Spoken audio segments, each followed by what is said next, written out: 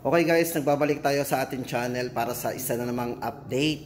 Guys, nandito tayo kay Honor. Ito guys, sa mga nagtatanong sa atin ng budget phone, syempre yung mga X series po ni Honor, yan, naalamin po natin. Yan, yung kanilang X9. Guys, ito, meron din sila ditong pad sa mga naghahanap po ng tablet. O yan. Meron sila ditong pad X9. Ito guys, so 11,999. Bali ito guys yung kanilang tablet, naka 5 megapixel na rin para sa main camera and 5 MP na rin sa front camera. Guys, ang size ng screen to is naka 11.5 inches. 120 Hz na rin po yung refresh rate ng screen. Napaka-smooth na po niyan. At syempre guys, sa battery hindi na tayo mabibitin kasi yung kanilang Pad X9 ay merong 7,200 mAh battery at meron siyang 22.5 watts na Honor Supercharge. So ayan guys, sa mga naghahanap ng tablet, Honor Pad X9.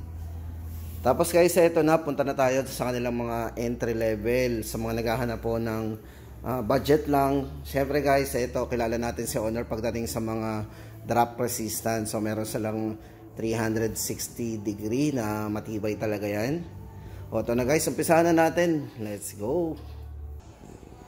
Ito guys, unahin na po natin ang kanilang Honor X6B. So guys, sa mga naghahanap ng budget lang dito kay Honor, ito po yung latest model po nila. Pagdating sa mga entry level ng kanilang X series. Yan.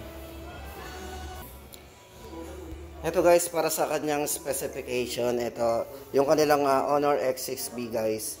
Ito para sa design po nito, ito yung naka-magic capsule na rin with easy notification access button. Guys, ito unang-una dito sa kanilang bagong X6B, meron po itong 5,200 mAh battery o yung kanyang high capacity battery.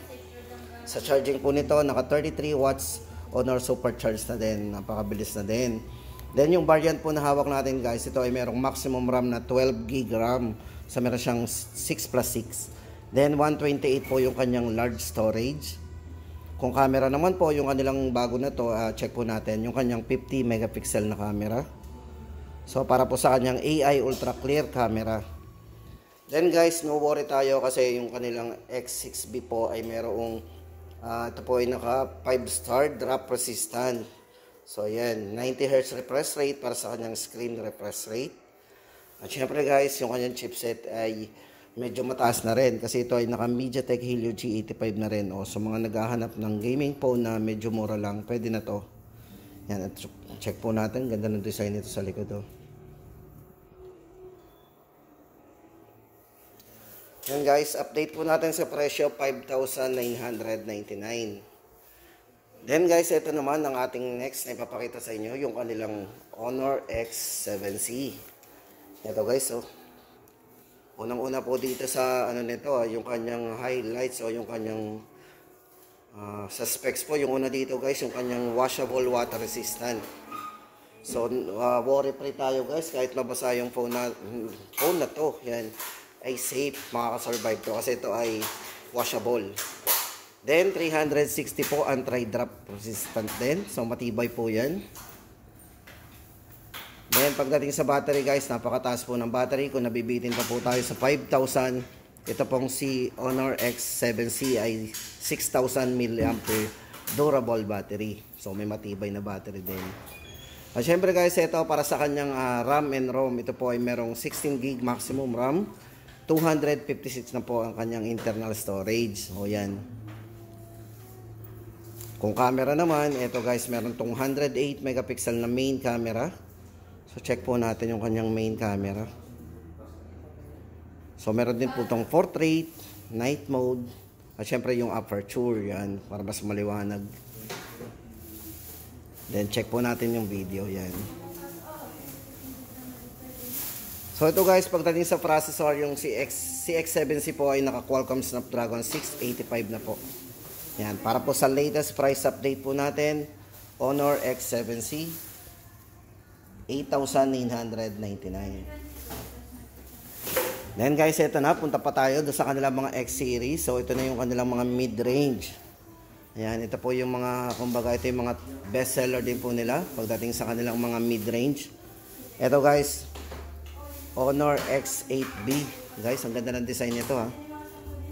Si Honor X8B. Para sa akin, para talagang Apple ang datingan nito, yung design niya. Ito guys, maganda dito sa kanilang Honor X8B. Ito po yung naka-leather po yung likod.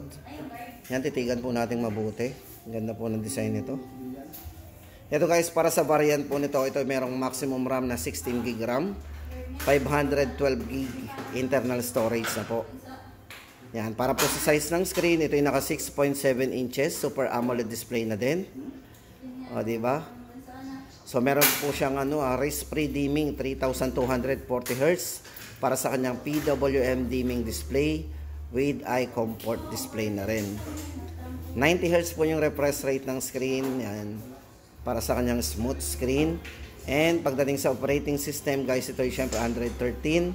At yung processor po nito is Qualcomm Snapdragon 680. Ganda talaga ng design nito. Guys, check natin ang camera nito kung gaano kalinaw. Linaw.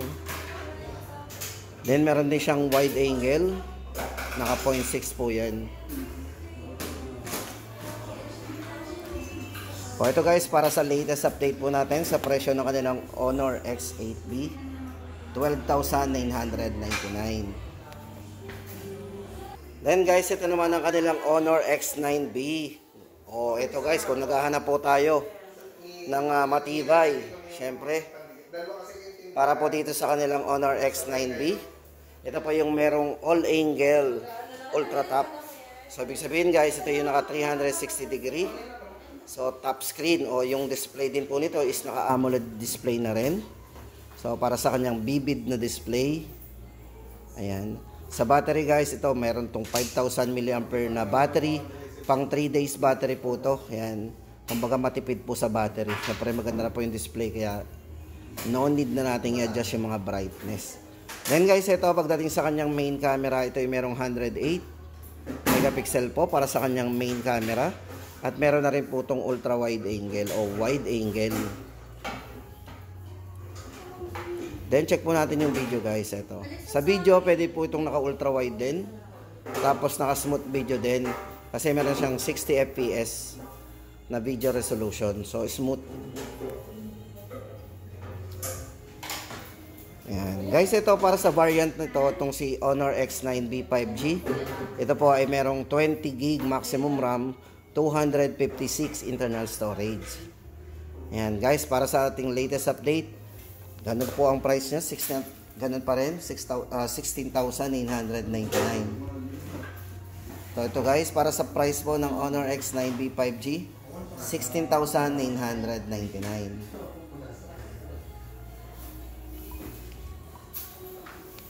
Then guys, ito ang good news. Dito sa kanilang Honor 200 o yung kanilang Honor 200 series, yung kanilang Honor 200 5G. Ito guys, yung kanilang Honor 200 5G. Ito, good news po yan sa mga naghahanap po ng discounted na cellphone dito kay Honor. Yung kanila pong Honor 200 5G guys, from 24,999, meron po tayong discount na 2,000. So guys, ito ay 22,999 na lang. Ito guys, kung more on camera din tayo, tamang-tama sa inyo to. Kasi itong si Honor 200 5G ay merong triple 50 megapixel po para sa kanyang portrait camera. Yan, naka wide angle din po yan, naka 0.6. So check natin. Portrait video, night mode. Syempre guys, sa mga mahilig mag dual view video, ito tama-tama din sa inyo yan, kasi meron na itong dual view video. O, diba?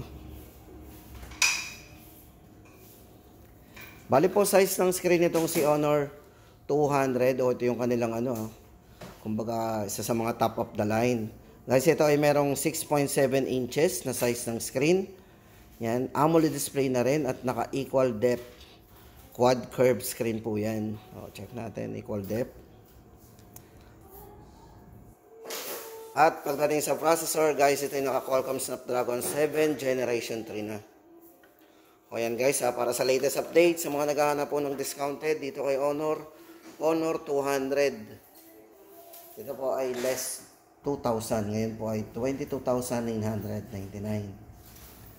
Then yung kanila naman pong Honor 200 Pro 5G. Ito guys, para sa latest update po natin, yung kanilang Honor 200 5G. Yan, ito po ay meron ding triple 50 megapixel po para sa kanyang portrait camera.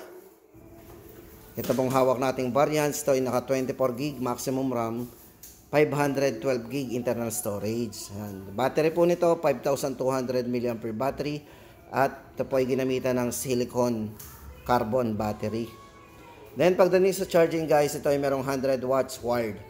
Sa wired po nito 100 watts, and sa kanyang wireless guys, meron siyang mabilis na wireless na 66 watts o 66 watts wireless charging.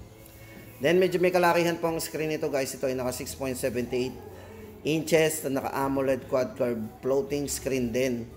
Syempre, naka 3,840 Hz PW dimming display na.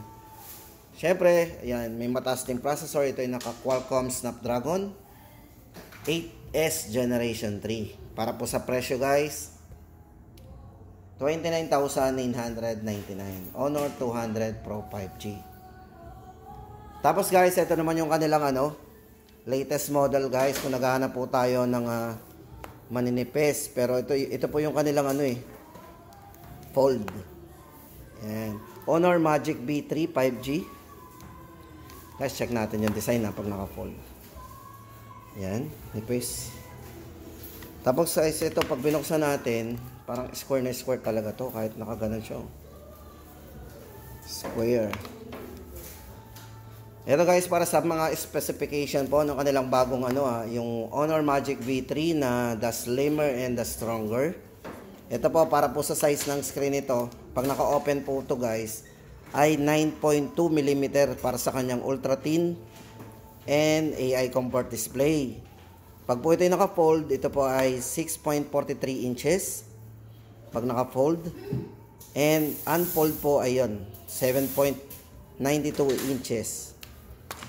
Para po sa variant ito guys, ito ay merong 24 gig maximum RAM, 512 gig internal storage.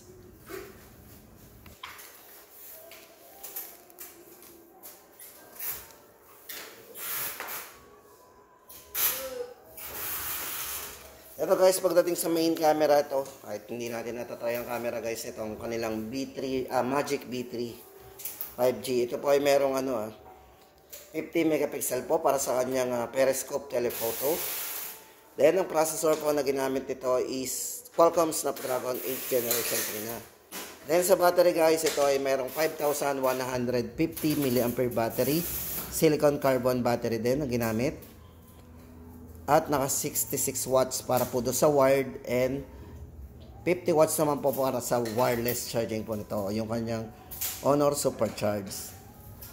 At syempre guys, sa maganda dito, ito ay may mataas na rin po itong IP rating para po sa kanyang water resistant, kasi ito po ay merong 2.5 meter para na naka IPX8 po.